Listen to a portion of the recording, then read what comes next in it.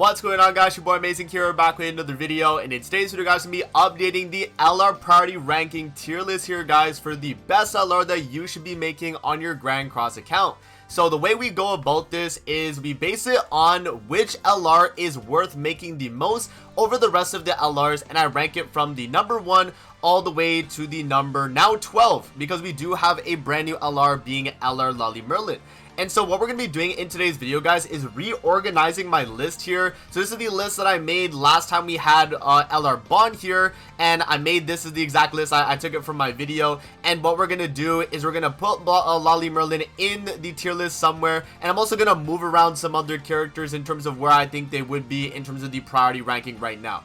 If you guys do enjoy videos like this, man, definitely make sure to hit that like button and subscribe. Guys, we recently hit that 50k subs on the channel, but that doesn't mean we stop growing on the channel with the subscriptions and the likes and all of that, man. So make sure to hit that like button, subscribe if you guys haven't already. And with that out of the way, man, let's hop in and let's talk LR Merlin and where I think we're going to be ranking her on the list. So in terms of how strong LR Merlin is, I think she's actually a very, very good character. So let's actually pull up her details and I'll show you guys exactly what she's able to do.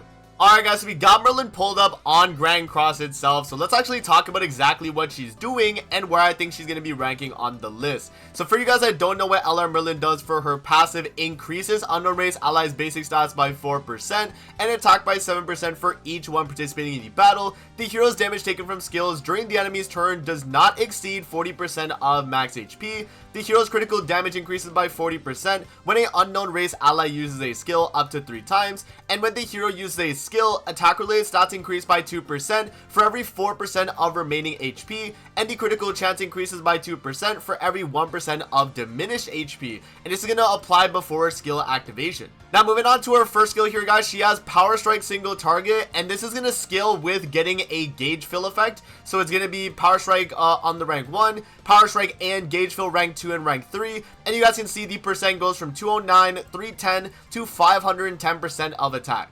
Moving on to her second skill here, guys, we have the Double Mana Fusion, which is her AoE Infect skill. This got upgraded to a Flood skill now, so it's inflict flood damage equal to 110% of attack on all enemies and infects them for 1 turn. So Flood is 0.8% additional damage for every percent of remaining HP on self, and then we are also infecting as well. And you can see the percent is still the same if I'm not mistaken. So it is 110, 180, and 280 with 2 turns on the rank 3.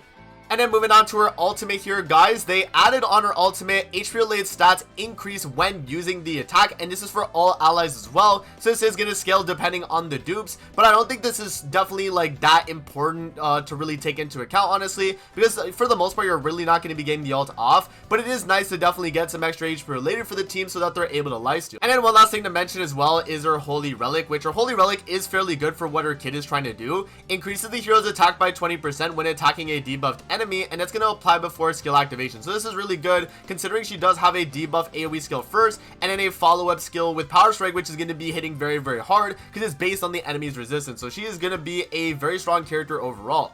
Now moving over to the tier list here, guys, where do I think I'm going to rank LR Merlin? I actually do think she is a very, very strong character in the game right now. If I'm thinking of where I actually want to place her, I think I might put her in the top 3.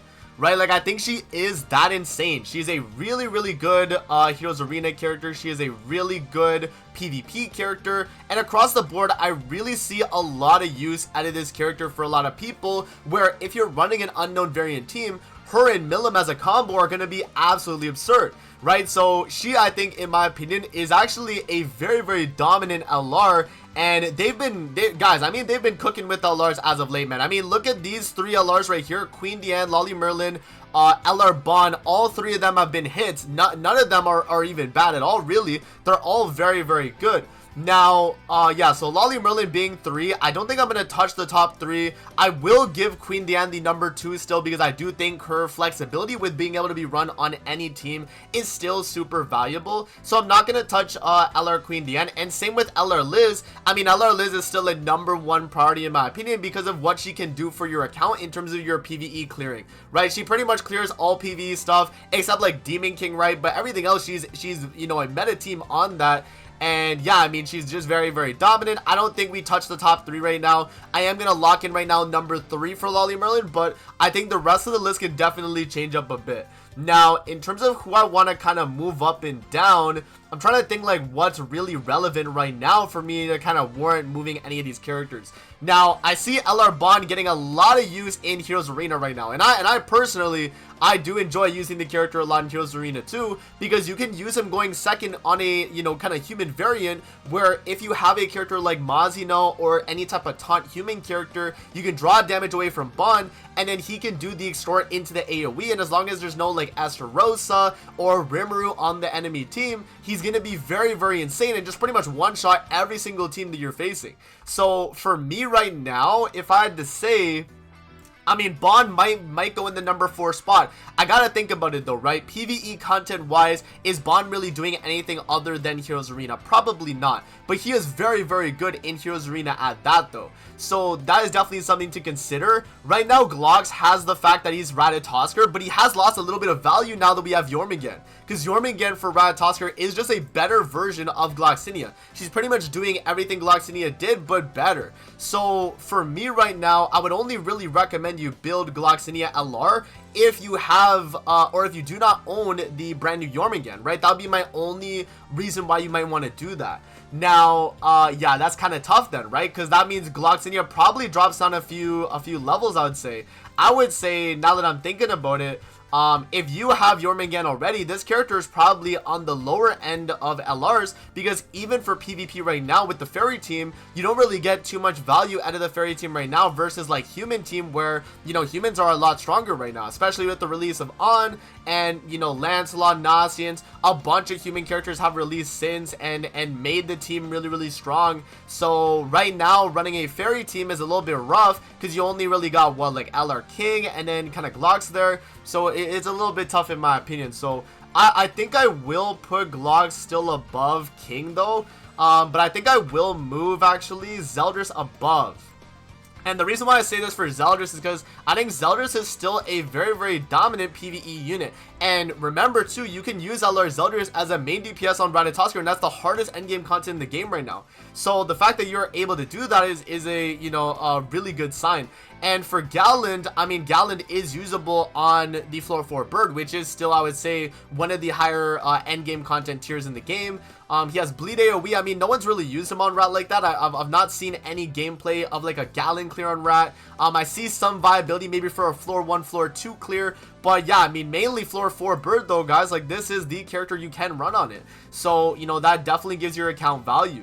And then Bond, obviously, for Heroes Arena. Merlin is pretty much all content. She's really good. Even as a Rat DPS, I think Merlin did a video running her Rat DPS. I might actually do one as well, testing her out on that. But yeah, and then Queen Diane Universal, LR Liz, PvE Universal. So yeah, I mean, I think this is probably where I'd have my top ranking. Now, for the bottom half of the tier list, guys, some things definitely do need to change, I feel like. I think Lilia can definitely go up a little bit as well. I'm thinking maybe we put her...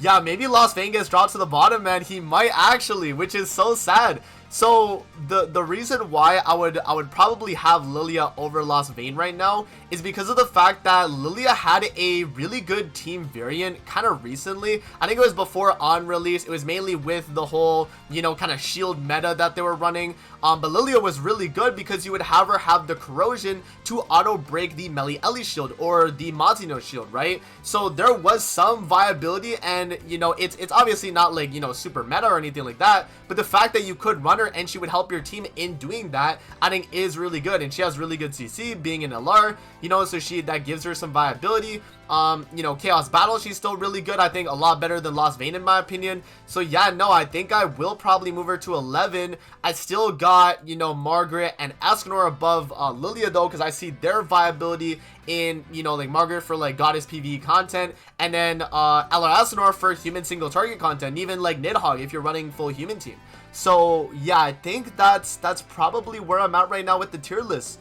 I think I'm good to go with this. Yeah, I think this is fine for now. You know, we'll have to obviously see how things pan out with the next LR release, and also if they're gonna do more LR releases frequently. You know, we'll see now that they got Leona's Defense and all that. But I guess this would be my ranking here, guys. So what I'll do is I'll give you guys kind of like a TLDR here at the very end of the video, and I'll give my main reason why I ranked the character in that spot. So number 1, LR Elizabeth. The reason why I ranked her in that spot is she is the best PvE unit in the game still to this day. The only thing that she's really not good in PvE would be Demon King, but I'm not going to take that away from her because she's good in everything else. So that's going to be number 1 in my opinion. We got number 2 being Queen Diane, pretty much universal on all content, including PvP, which is very, very good. So yeah, I mean, you know, number 2 has to be a given for her. Lolly Merlin, very, very dominant PvP unit with the unknown team right now. She's a really good Heroes Arena character. She's a really good PvE unit. Across the board, if you're running an unknown DPS, she is going to be up there. So I'm going to have Lolly Merlin at number 3. LR Bond number 4, Heroes Arena, 4v4 PvP, pretty much anything where you're able to take a ton of stats from the enemy and there's multiple enemies, he's gonna be super broken. And in Heroes Arena especially, like going second, this character is unstoppable, man. He's literally unstoppable. Unless you have an Esterosa or a Rimuru, you cannot touch this character. So really, really good right there. And then moving on, we got LR Gallon. I think LR Gallon is viable on a lot of, you know, PvE related content. He is also very good on Floor 4 Bird, which is endgame content in my opinion. So that is something that I think if you do want to make LR for this character, you definitely can run him on that fight. Now, the next character is going to be LR Zeldris. PvE wise, he's very, very good. You can run him as a DPS on Rat. You can run him as a DPS on pretty much every other demonic beast as well. He's just a good character across the board, guys. I mean, he builds basic stats for the team on his Relic. He does very, very good damage. He has gauge reduction too. A lot of utility and support from this character, and he's strong. Moving on, we got Glox here. Glox is still usable on Ratatoskr as the bleed character. The only problem is right now is that Jormungand has released and kind of, you know, dropped him down a little bit. So I wouldn't say he is as usable as he used to be. He still is good, but Jormungand is just a better version of this character. So I don't really see much use out of Glox in here right now. And even other than that, it's really just what, like Chaos Battle Fairies maybe, right? Like I don't see any other kind of, you know, situation you're gonna use that. And the same thing kind of goes with King. Like King is only really Heroes Arena, you know, with like a fairy team or like Chaos Battle, right? Honestly, do I drop King down even more now that I'm thinking about it? Like I'm now like giving my ranking here. King right now, I mean, what content other than like Chaos Battle would he be good in right now? And I have Lilia at 11 because of Chaos Battle. I might have to drop King all the way down here. Yo, that's kind of crazy actually. I think I might drop King down there. Yeah, I guess so. Because now that I'm thinking about it, like, what else is King really good in, right? You have, what? It would just be, like, Chaos Battle for Fairies, right? Like, I don't think you're going to get much else use of him. Yeah. Yeah, like, right now at least. I mean, maybe some PvE content, like, very select PvE content, but you can't debuff too much. His Cleanse card is fairly good, but... yeah, I mean, it would be, like, maybe Guild Boss and stuff. I don't know, man. I might actually drop him down to 11, guys. I think we do got King at 11. So, hey, we'll see how that pans out. But I think that's where I'm at right now. But Margaret, still really good PvE unit. She gives a ton of basic stats to the team. Really strong. Yeah, I mean, just a general goddess character, especially with the strength of Mile right now. You know, with the Dark Mile, I mean, she is still really good. LR Escanor, a very, very dominant double single target human character, still really good in PvE content, and yeah, I mean, nothing to scoff at. He's still strong. I ran him recently on Nidhogg and he still performed very, very well. So yeah, I mean, LR Escanor is still a great character. As we mentioned already, Lilia's kind of just Chaos Battle right now. She did get a little bit of viability with the release of Mazino and Melieli because they have really strong shields, and Lilia's Corrosion is able to kind of shred through it. But mainly for like a Chaos Battle character, she's going to be very good. And then I would say kind of the same thing for King here, Chaos Battle. And then Lostvayne is just kind of power crept by pretty much every other Lostvayne in the game. Or, I mean, you know, Meliodas, I mean. And, yeah, I mean, there's really no other reason to run the character at the moment, guys. He's so good, but, like, yeah, again, it's like, if you have DK Meliodas or you have Melieli, you're just not going to be running, Lostvayne. So, yeah, guys, so that is going to be it for my video right there on the LR ranking priority. Let me know what you guys think in the comment section below of where I'm at, well, you know, on the tier list, and where you guys would rank your characters specifically for you. But that's going to be it for the video. I hope you guys did enjoy, and I'm going to see you guys on the next one, man. Peace out. Have a great rest of your day, guys. See you later.